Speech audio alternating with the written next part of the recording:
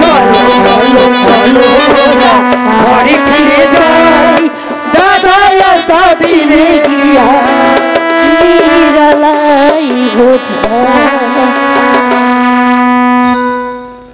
কি কি হলো? এই কথা বলছো না কেন? বুঝতেই তো পারলাম এত রাগ কিসে? আরে না বললে আমি বুঝবো কি করে? আচ্ছা এখন কয়টা বাজে? কেন কয়টা বাজে? আমি তো টাইম দেখিনি। তোমার কখন আসার কথা ছিল? আরে তুমি বুঝতে পারছো না? 3:30 বাজে শুনতে পেরেছি, কিন্তু তোমার তো ঠিকই 10টার সময় আসার কথা ছিল, এত দেরি করে এসেছো। শোনো, আমি আসতে চেয়েছিলাম কিন্তু যে আমার দাদি, ওই দাদি আমাকে আসতে দিচ্ছিল না। অনেক কৌশল করে আমি আমার দাদির চোখ থেকে আড়াল হয়েছি।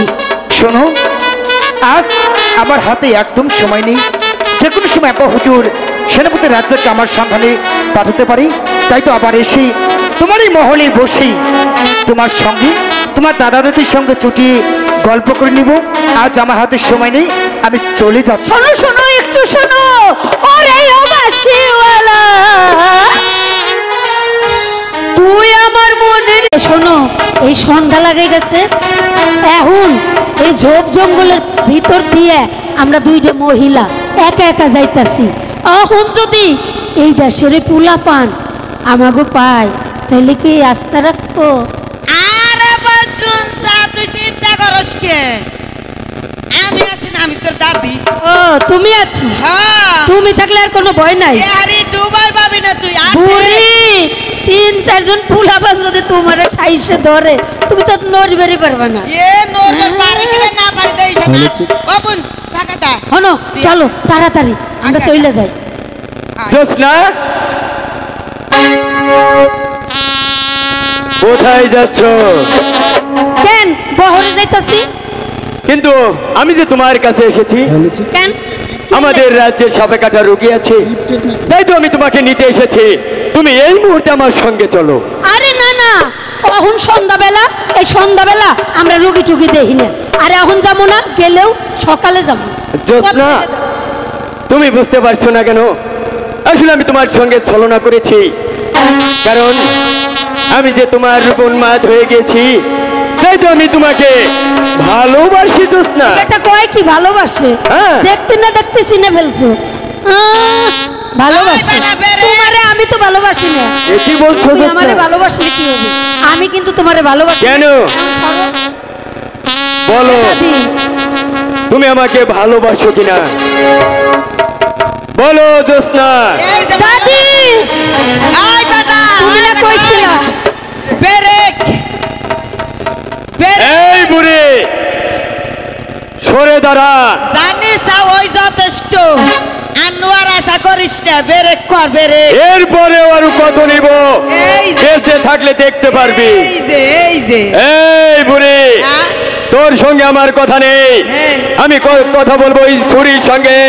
চলে যা।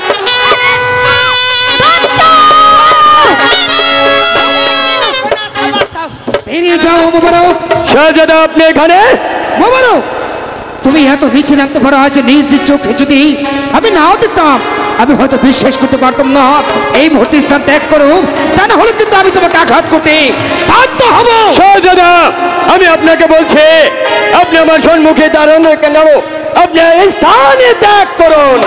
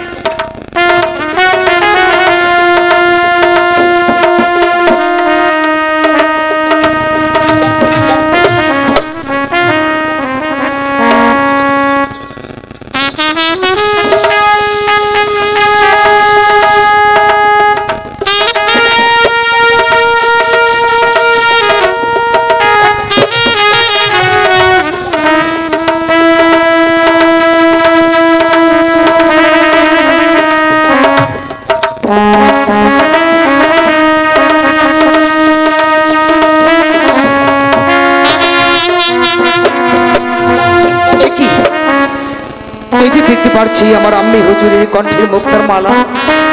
এই মালা তুমি কোথায় পেয়েছো? আমরা আমরা ওই রাজবাড়িতে সাপের খেলা দেখাতে গিয়েছিলাম।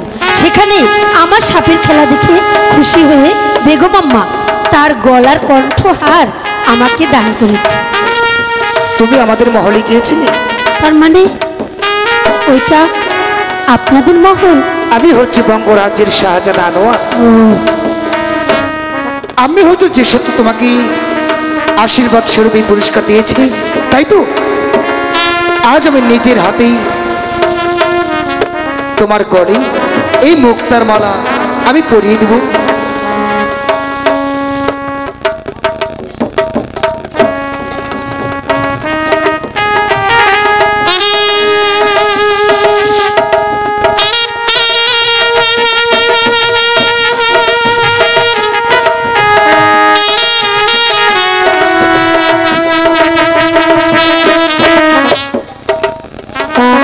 এই শোনো, আচ্ছা কি নাম তোমার?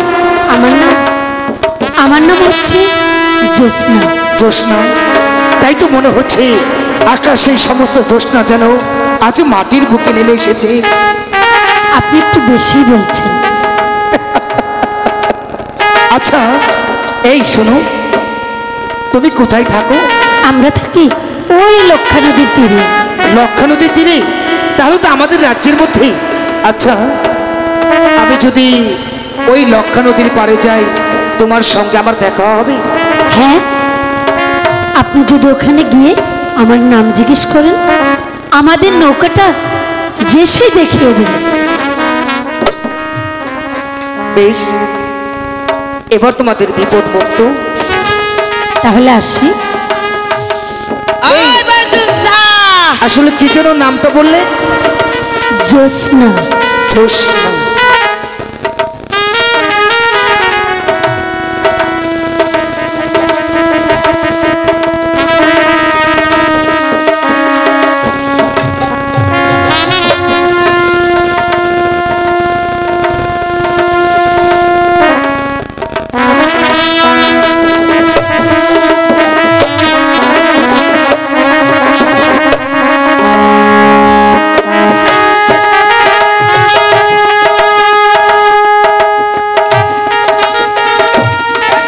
শাহজাদা!